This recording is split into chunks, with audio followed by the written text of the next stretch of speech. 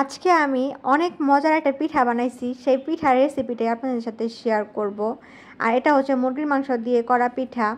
Hello everyone, আসসালামু আলাইকুম। সবাই কেমন আছেন? আশা করছি সবাই ভালো আছেন। আলহামদুলিল্লাহ, আল্লাহর অশেষ রহমতে আমিও ভালো আছি।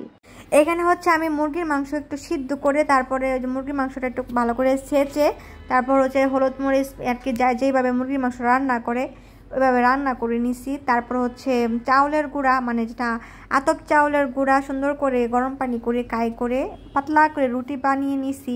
আপনারা যারা মাংসকুলি খান, মানে আমরা সেটাকে সংসার পিঠা বলি, অনেকে অনেক পিঠা বলে, তবে আমরা এখন মাংসপুলি পিঠা বলেই চিনি, কারণ এখন তো হচ্ছে ডিজিটাল যুগ, সব কিছুই নামও ডিজিটাল হয়ে গেছে। এই জন্য আমি পিঠা বানানোর জন্য রাউন্ড করে কেটে নিচ্ছি। অনেকে হচ্ছে কোনা করে কাটে, তবে আমার কাছে এই রাউন্ড শেপটাই ভালো লাগে। তবে আমার একটা জিনিস ভুল হয়েছে, ভুলটা হচ্ছে গিয়ে আমি কাইটা যখন করেছি, মানে গুলাটার মধ্যে একটু হলুদ দিলে পিঠাটা আরও সুন্দর লাগতো, কিন্তু আমার মনে ছিল না একটু হলুদ দেওয়ার কথা। যাই হোক, কি আর করার, হলুদ দিতে ভুলে গেছি যখন। পিঠা তো এভাবেই খেতে হবে। তারপর হচ্ছে যে আমি ফার্স্ট একটা পিঠা বানাইছি, যেহেতু একা একা পিঠা বানানো সম্ভব না। তো দেখেন, আপনাদের ভাইয়া কিন্তু অনেক সুন্দর পিঠা বানাতে পারে।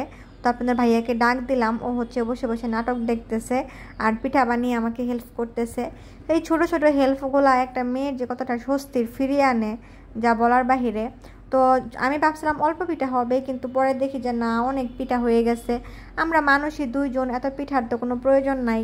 পরে ভাবলাম যে কিছু পিঠা আমি ফ্রোজেন করে রাখি, পরে হচ্ছে দুজনে আবার গরম গরম ভেজে খেতে পারবো, কারণ ঠান্ডা করে তো লাভ নাই। এজন্য আমি কিছু পিঠা হচ্ছে বাটি করে ফ্রিজে রেখে দিব, যেন পরবর্তীতে আমরা দুজন খেতে পারি।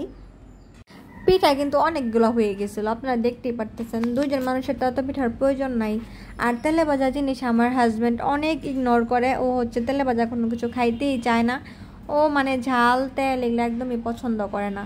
তারপরে এই যে হচ্ছে তেল গরম করব, তেল গরম করে পিঠাটা আমি মানে কম ভলিউম দিয়ে, মানে কম আগুনে ভাজবো, এতে করে মচমচা হবে, খেতেও ভালো লাগবে।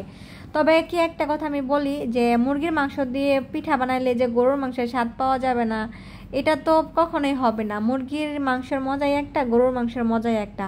তবে মুরগির মাংস দিয়ে আপনারা বানিয়ে দেখেন, খেতে কিন্তু খুবই মজা লাগে। কারণ গরুর মাংসের যে পরিমাণের দাম, আর সেটা এনে পিঠা বানানো খাওয়া তো মানে অযথা একটা আজারে টাকা নষ্ট করা, আমি যেটা মনে করি। এর জন্য আমার ইচ্ছা হলো খেতে, আর আমি মুরগির মাংস দিয়ে বানিয়ে খেয়ে ফেললাম। এর থেকে সহজ মানে উপায় আর কোথাও নাই। দেখেন কি সুন্দর করে ভাজছি পিঠাগুলা।